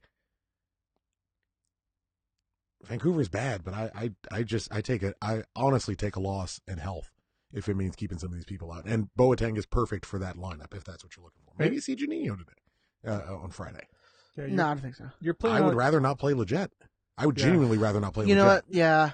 I mean, you're playing on a short week. It's short week. It's short weeks, and hamstrings have been the issue. Like overworked hamstrings have been the issue, and it's a short week. Maybe if Juninho's healthy, maybe this is your week. Carrasco. But you want Juninho, who just came off a knee injury, to go play up? Well, I mean, you can afford to lose him though. Yeah, it sucks, but it's like if I'm gambling on a midfielder where, hey, and look, and turf really isn't the end all be all. You're not guaranteed an injury for stepping on it. There's an increased likelihood you will, and if I have to gamble one of those guys, I'm gambling Juninho over Leggett every day of the week.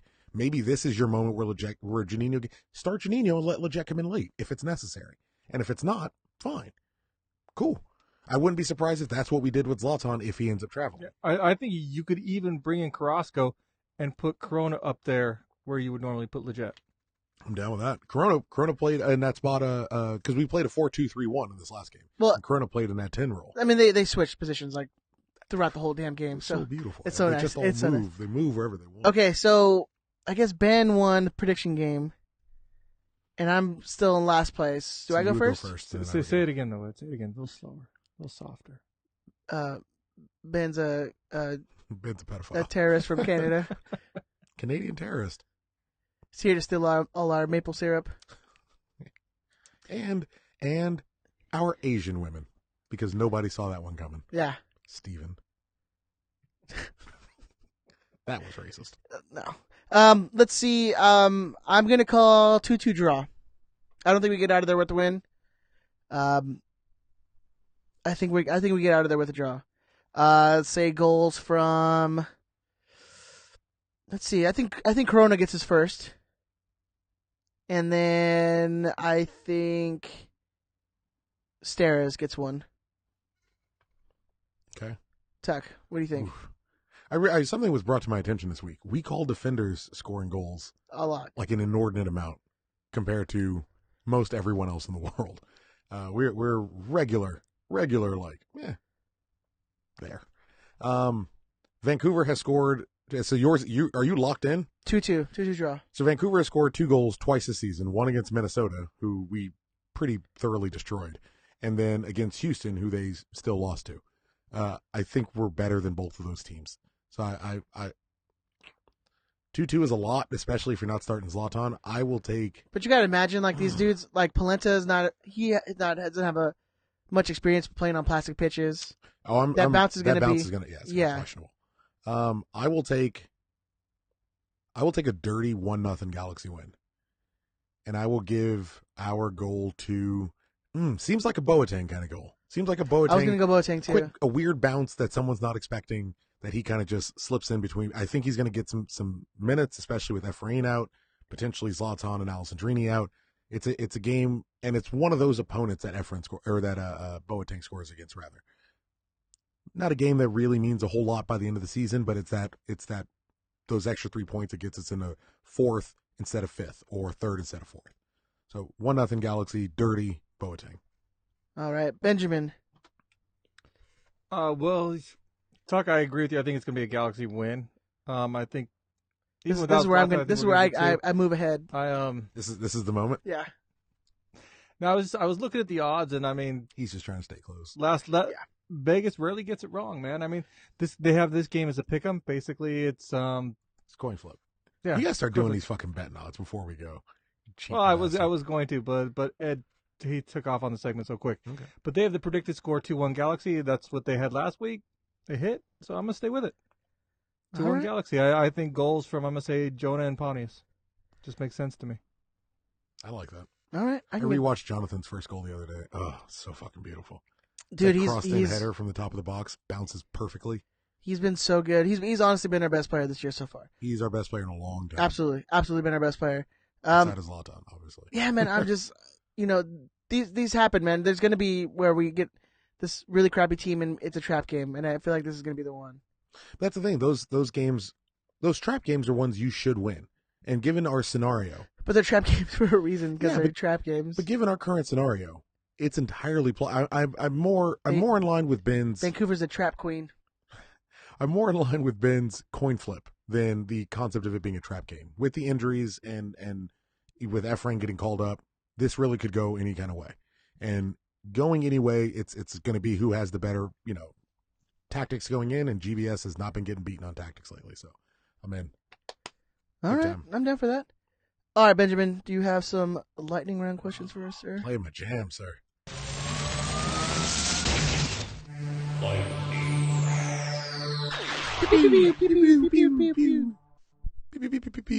So we did get a couple of emails. Joshua Diaz sent probably the best email we've had in a while. Said, "Love you guys, best LA Galaxy podcast." Ah, thank you, Jonathan. You're the best. It was Fa- Joshua. Joshua. I thought he said Jonathan. Sorry. I swear I said Jonathan too. I thought Was you it said I said Joshua Joshua. who? Diaz. Oh, Oh, if it was Josh. Joshua G. That would be amazing. But thank you. We He's like, appreciate I'm trying that, to get- man. I'm trying to get out of the situation I'm in. We truly do have like the best listeners. I really do appreciate you guys. Everyone was amazing. Apparently, a whole bunch of people came up to me and was just like, I love the show. It was like, right on, man. I'm not in a situation where I can speak to you right now, but we will talk later. I promise. That's not gonna happen. This dude, my dude Chris is constantly like I asked Kevin. shit faced at the games. I asked Kevin Hartman to perform my wedding. Yeah. He didn't say no. Actually, everyone listening to this, if you're on Twitter or the Facebooks, go message Kevin Hartman. I want that man to perform my wedding. If he performs my wedding, Ed gets to stand next to me as my best man instead of the officiant. I deserve for this to happen. Let's start a change.org petition or something. Let's get it done. All right. Yeah. I don't know, man. Like, I kind of don't want to do your wedding like as the officiant. I think I'd fuck it up. Like you're Nah, good. You're You're gonna do a good. job. You're even in the prism of this show, and this is gonna be a slight, slide from lightning round. But even in the prism of this show, like you are good at being the one who, the moment I get disinterested in whatever I'm talking about and drop the football instead of passing it to you, you pick it up and just fucking run with it. That's what we need. And I listened to the wedding vows you wrote when you actually took some time and sat down and got them all out. You are a wordsmith, my friend. You have a beautiful soul. I mean, yeah. All right. Sorry, Ben. Back to you, sir. You know what? It just goes back to my days of listening to Karen Sharp, where I just listened to like all the homies from Cell Block 9, giving a shout out to the Hyena. Yeah, I want to. Oh, sorry. I'm gonna pick a name. No, that's do gonna it. Get me in Do trouble. it. Just Do it. bro. I can't do the accent. Just do it. I can't do. From do it. Cell Block I 9. know, fucking Listen, Charlie. It's always Jamaican. Yeah, that's fine, all I that's got. fine. All right, go ahead, man. It's just like, do it. Come on, do it. Do it. Do it. Go. Here's a drop. Hey, Thomas Phelps, he sent us in a question. He said it's He's a teacher, Ed. I don't know if you Yes. know. Is he a Thomas Phelps. teacher? Yes, he's Yes. a teacher. because he Very assigned us some fucking homework. Very important. Oh, God damn it. He said there have been 11 different managers in team history, and he lists them: Lothar Osiander, Octavio Zambrano, Ziggy Schmidt, Steve Sampson, Frank Yallop, Ruud Gullit, Kobe Jones, Bruce Arena, Kernolfo, Ziggy Schmidt again, Dominic Yeah, Kinnear, I noticed that too. and Guillermo Barros Scalotto. He said if you had to make a starting 11 out of that, what lineup would you play and who would you put where? Do you want me to go first? I mean, you don't I have need to. If you I have actually my- did the assignment, I have it then all. you can go ahead and go first. Count, just so I'm certain. Counting Ziggy twice brings us to 12, right? So yeah, you only take Ziggy off Because once. you have Bruce. Yes. This is mine would give away my lineup, but it's 11 if it's just single. You runs. have Lothar, Yes, that's correct. Lothar Zambrano, Ziggy, Samson, Yallop, Hulit, Jones, Arena, Onalfo, Kinnear, and then GBS. Okay. So I got my lineup. You guys want You to want hear? to go? Yeah, go for it. So as my forward, so I have a 4-2-3-1 lineup. That's what I went with Okay. because only one of them was an actual forward. So we'll go with that. Hulit is my number one up top, or my number 9 or whatever you want to call him. You have Jones. You have Scalotto as your number 10, and you have Zambrano out on the wing. You have Sanson as your number 6 because he's boring. So you're gonna have him as your as just your midfielder who sits back. And then you have Lothar as your other center mid. Your back line you have Yallop, Onalfo, Arena, and Kinnear. Okay. And then Siggy is your goalkeeper because if you've ever played a beer league, your fattest guy is always your goalkeeper. So That makes sense. there you go. I got to be honest. I feel like I didn't quite do the assignment. I went legitimate.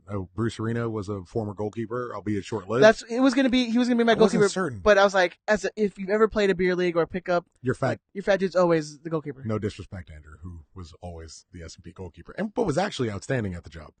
And you guys will be very surprised. In what was it, 2009? 2009, for the size of this beautiful Samoan god, Andrew's got some reach as a goalkeeper. It's fucking insane. I've seen him take shots from the left side of the field, cross to the right side of the goal, and him get fingertips to it. Better than Bingham. Way fucking better than Josh Wicks. Like someone who knew where to be as a goalkeeper was outstanding. But I put Bruce Arena in goal because he saves me, and he's the guy who's always going to be. He's my wall. He's my rock and my redeemer, Ed. I know I'm going to be okay in Bruce's hands. My first defender on the list went with Kurt Onalfo. Put my boy at right back. I got Dom Kinnear. I got 3 defenders in the back line. I got Kurt Onalfo, Dom Kinnear, and Steve Sampson. I put on the back line. Steve Sampson. I don't know if you know. Steve Sampson played at San Jose University. For the fucking life of me, I spent like 45 minutes today trying to figure out the position he played. Nowhere. Yeah, it didn't list anything on his fucking Wikipedia. positions. Yeah, I know. Drove me fucking That's why. nuts. That's why I was like, Steve Sampson, boring. I'm putting him as my. I wonder if he my- actually just used that to get into the school. Makes sense. Maybe. That's not UCLA, man. He's not wealthy. Lothar Osiander, Octavio Zambrano, and Ziggy Schmidt I put in the midfield. Might surprise you. Ziggy was an engine room guy. My man could see some things, could plot some shit out, and I trust him to be more like my enforcer, just kind of level a shoulder into somebody. You know what I mean? I put GBS at the attacking midfield, similar to you, or not GBS. I put Kobe in the attacking mid, even though he was more of a wide man. Kobe is the center of my heart. Like at the end of the day, I want Kobe right in the middle, and I want him on the ball. I want to see 13 get the ball and fucking run one more time, the right one.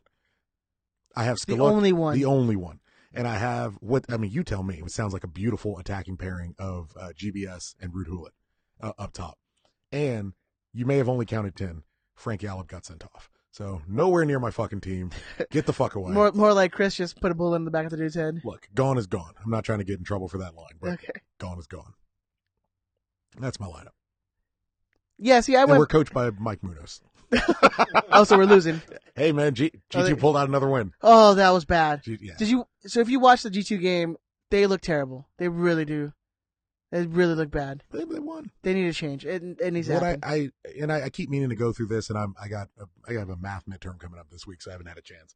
But I like, again, much like Chris Klein, I like Mike Munoz, and as a person, he seems like a good guy, and he's working towards his craft. If we're not winning games, we should at least be producing players. If we're not producing players, we should be winning games. Historically, he hasn't been doing either of those. Last year, there was and I can't recall who it is at the moment, but last year there was a new USL team that played in the same division. That coach has as many wins as Mike Munoz has had in his entire time on G2. He got it in 1 year. Like, I hope it gets turned around, and I'm hoping this new realignment that DTK and GBS have planned for the whole organization works out in Mike Munoz's favor, because I would love to keep him. I like when ex-players stay affiliated with the organization and the club for the coaching system, but so far, hadn't really been working. Madam Serrano in the live chat says that his missus greenlit naming their firstborn Kobe. Hey, well done. The proper Kobe, C-O-B-I. The only. The only Kobe. All right, Ben. You must be done. Yes. All right, in the interest of time, I'm just going to paraphrase the second question that Thomas Phelps had for us. With Alessandrini and Antuna kind of playing opposite foot wingers, he wants to know, is he missing something tactically, or do you think that they are eventually going to move to basically a 4-3-3 permanently, and they're going to be kind of inside wingers? I think the goal long term. I mean, so far it looks like it depends on who we play. If we're playing someone where we're worried about their ability to score on us, we're going to play a 4-3-3 with kind of recessed midfielders. But if it looks like we're going to score, we're going to stick to a 4-3-3 with a pushed up number 10, Alessandrini and Antuna just running wide at people, pushed up really high and cutting in on their opposite foot. I don't think that's going to change. I think that's the way this team is looking to be built, and it's why we need to figure out a way to give Alessandrini some slack. All right, really quick. I want to go through the Twitter. Thank you for your emails. Thank you. Real quick, let's make it like lightning, like one sentence. Pew, pew, pew. All right, is this team capable, from Shane Glisson on our Patreon supporter Shane, is this team capable of playing fast-paced, quick style that we saw against Minnesota with Zlatan up top? Does this team just need more time to gel since they are barely getting healthy now? Yes. We look drastically better in every game that we play. Ben?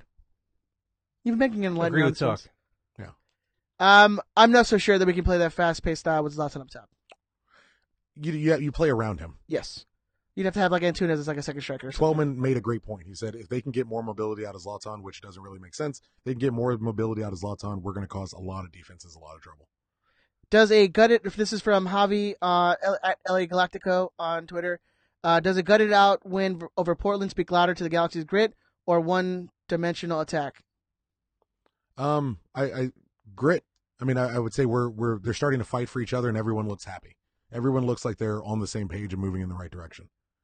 So, grit.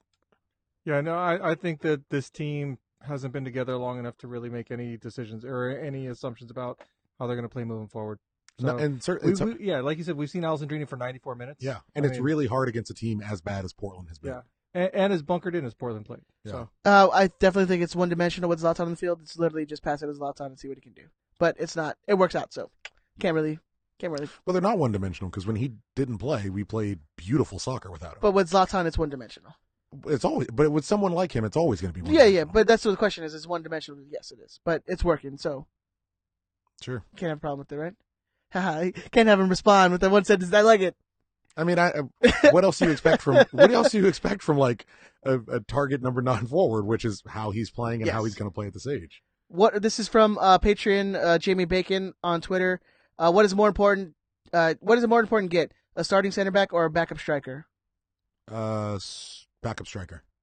Backup striker, I believe. Backup striker. Zlatan can't play against Vancouver because it's on turf. We're looking at Pontius, Boateng, or Zubac. And we have serviceable center back, so Steris is doing a capable job. Romney can fill in for him if it's necessary.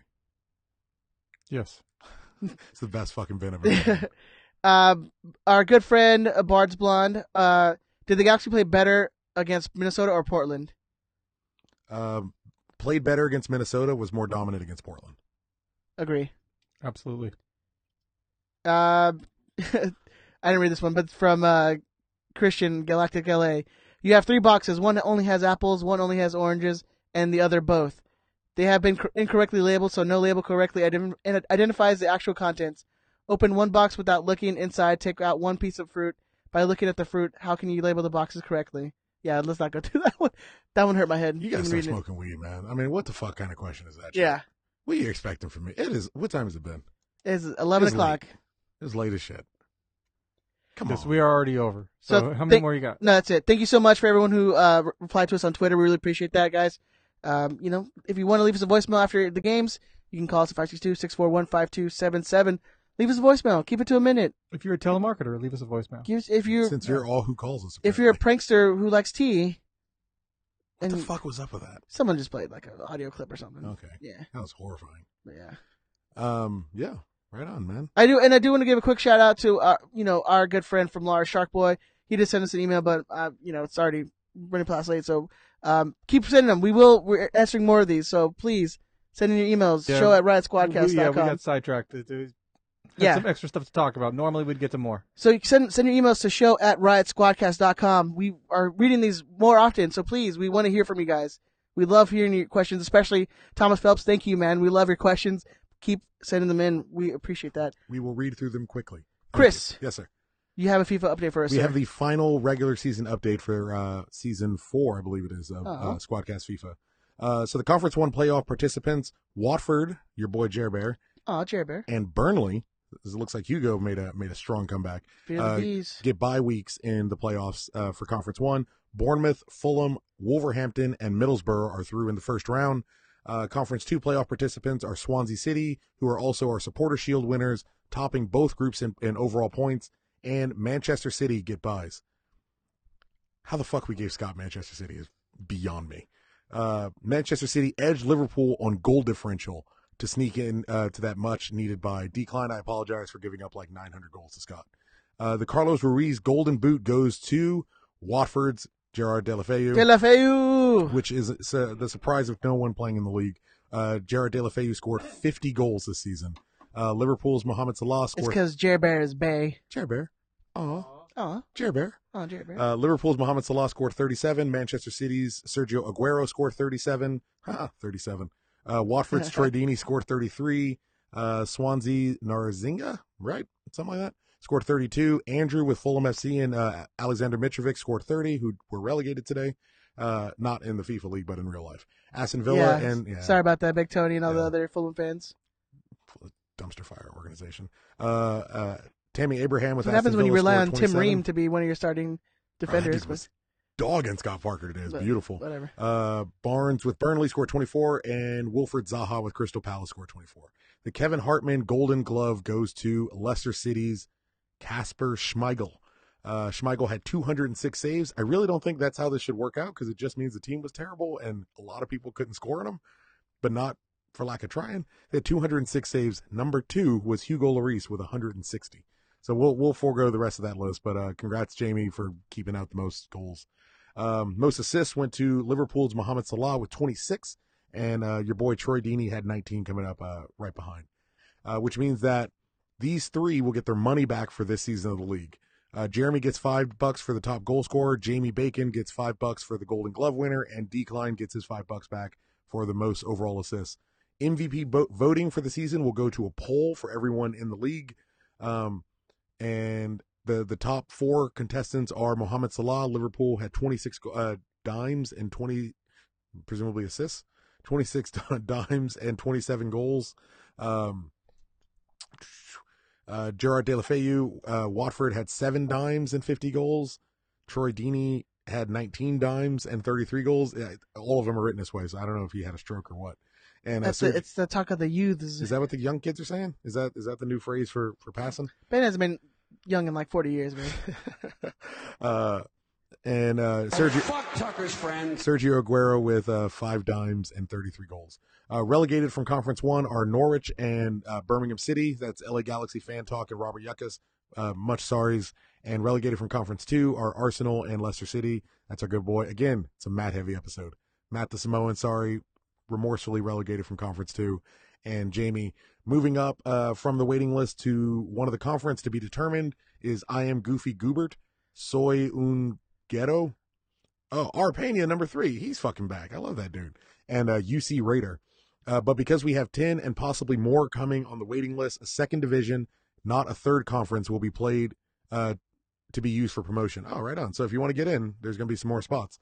Poll will be released tomorrow after the pod for what league we want to do.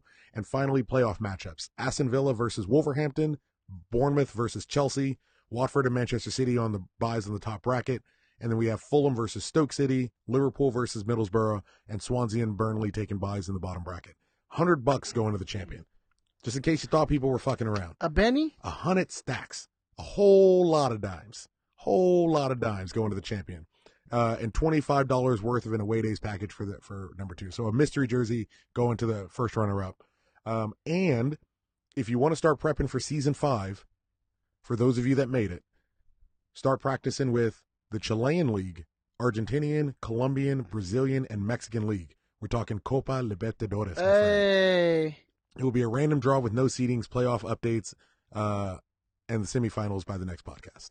I should be in on this next one, so I'll be honest. I was thinking about stepping back. I'm kind of down with the Libertadores League, so that could be fun. That could be fun. I'd be down for that. All right, Benjamin. I think that's it for today, right? We do got one other thing I wanted to touch on. We haven't covered the G2 or the academy as much as we have in the past. So we should shout out Mauricio Cuevas, Kobe Hernandez Foster, Adam Saldana, and Cameron Dunbar, all who were called into the U.S. U17 camp. Congrats, kids. Efrain Alvarez as well, getting With called to the Mexican US U17s, Mexico U17s, and Sorry. yeah, Well, who knows? Emilio Cuello and Tomas Hilliard Arce making the USL Team of the Week. Team of the Week, yeah. Hilliard Arce with 2 goals at the G2 game this week. Celebrated with Larsers I saw that. in the gate. That's pretty cool. I like seeing Andrew's little shuffle. But they didn't do the boom, boom, boom, let me say Cuello. I thought that's what they were doing during when he took the free kick. They just were chanting Cuello at him. Like, Cuello. Oh. Yeah. Cuello. Cuello. Yes! That's 2 for this boy. And it's a chant that Adam Serrano didn't write, which is, well, he didn't write the first one. I mean, I came up with it, but whatever.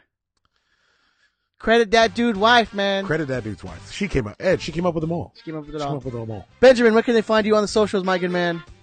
Oh, turn on your mic first. You can find me at Boom. DT Radio Ben. You can email the show at Riot Squadcast, and give us some help with the lightning round. You can find me at EdTheZombie13 on Twitter and Facebook. Chris, where can they find you on the socials? Real quick, are we doing a Patreon show tonight? Yes, we are. So I'm going to tell the story of me meeting Chris Klein for the first time in like 3 years at the last game. Absolutely shit-faced on whiskey. I also met DTK, also met Sasha Kleshton's brother, and Brian Jordan. Gordon, right? Gordon Kleshton, yeah. Apparently I called Sasha an asshole. You might want to listen. I also want to thank Ronnie Walker for the Johnny Walker Black Label. You still my boy. You can find me at ZeroCool138 on Twitters, Instagram, and Untappd. You can find the show on Facebook, Twitter, and Instagram at Riot Squadcast. Please go like and share the postings. If you see on Twitter, Instagram, all this stuff, share. Like our stuff, share. Go to youtube.com/Riot Squadcast. Go and subscribe. It's 1 click. Just 1 click. Go do it. We'd really appreciate that. Watch our live shows on Tuesdays, 9:30. We're here. Tell Kevin Hartman to perform my way. Interact with us on the chats. We appreciate everyone who's been chatting on our live chat. It's been awesome. I love you guys. You guys obviously distract me while I'm trying to record the show, but it's so much fun. You can also email the show at show@riotsquadcast.com. Leave us a voicemail at 562-641-5277. If you have any questions or comments, please leave us there. If you want to, go to awaydaysfootball.com. Use the promo code SQUADCAST. 15% off all your order. Go do it. Get some money off. Go to the website, riotsquadcast.com. We have a shirt up there, $25. Free shipping. Support us. We do have some new shirts coming. New merch is coming. Hoodies are coming. We are getting a higher quality version of one of our old photos done for a shirt. Yes. I assure you, you're going to like it. You're going to want it. And then you can, if you want to be a Patreon supporter, you can go to patreon.com/Riot Squadcast, where we have extra content, and we're actually going to record another mini-sode coming up right now. So we will see you guys next week. Bye. Bye.